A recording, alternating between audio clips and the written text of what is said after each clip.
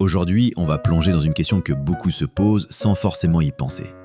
Quand une reine fourmi vit seule, enfermée dans son nid, sans ouvrière pour lui transmettre de la nourriture par trophalaxie, comment fait-elle pour s'hydrater? Parce que oui, l'eau est absolument vitale. Et sans accès direct à une source liquide, on pourrait croire que la reine est condamnée. Mais en réalité, les fourmis ont développé toute une panoplie de stratégies incroyables et parfois vraiment surprenantes pour que la reine ne manque jamais d'eau. La première astuce, c'est ce qu'on appelle le fluide de nymphose.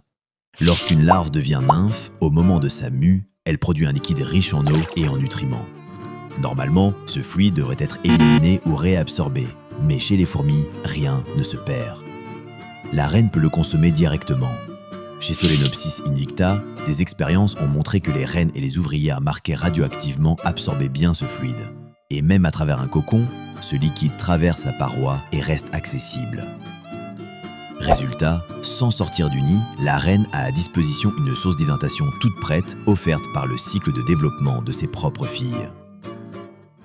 Mais ce n'est pas la seule stratégie.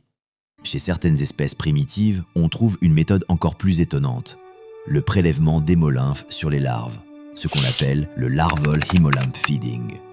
Concrètement, la reine perce légèrement la cuticule d'une larve et aspire une petite quantité de son sang, l'hémolymphe, qui contient de l'eau et des nutriments essentiels.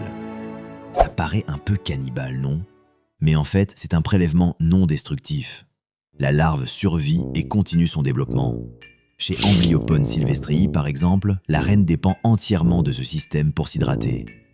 Et chez Leptania japonica, c'est encore plus fou. Les larves possèdent carrément une structure spécialisée comme un petit robinet biologique qui sécrète de l'hémolymphe destiné à la reine.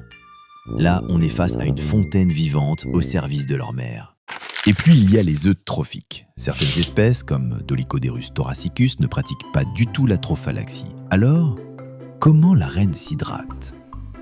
Les ouvrières pondent en continu des œufs spéciaux, qui ne donneront jamais de fourmis, mais qui sont riches en eau et en nutriments.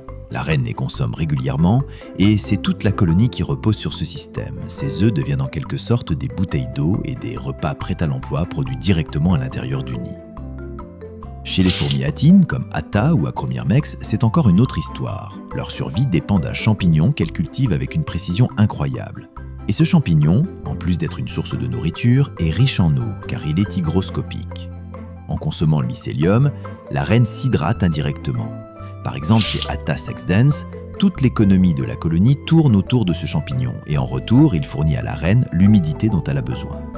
Et bien sûr, il existe aussi des mécanismes plus internes. Les reines claustrales, celles qui s'enferment seules dans leur nid, mobilisent leurs propres réserves. En dégradant leur graisse et les énormes muscles thoraciques qui servaient autrefois à voler, elles produisent ce qu'on appelle de l'eau métabolique. C'est une eau issue du catabolisme cellulaire, une sorte de sous-produit chimique de la digestion interne. Chez Pogonomyrmex barbatus, on a même observé que les reines les plus grasses survivaient mieux, car elles disposaient davantage d'eau métabolique. Et ça, c'est vital, surtout dans les premiers jours de fondation, quand elles n'ont encore aucune aide extérieure. Il faut aussi parler d'un mécanisme encore plus discret. L'absorption passive de l'humidité ambiante.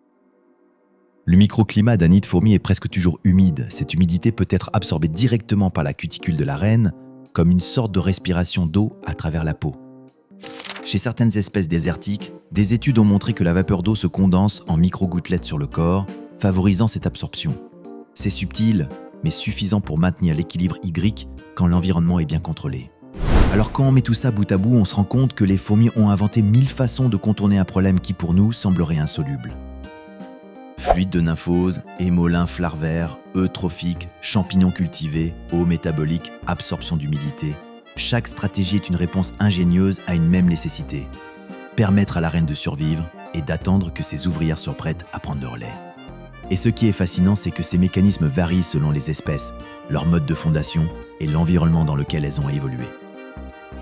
Et si tu es arrivé jusqu'au bout de cette vidéo, écris simplement le mot « eau » dans les commentaires, comme ça je saurai que tu fais partie de la myrmécotime la plus motivée.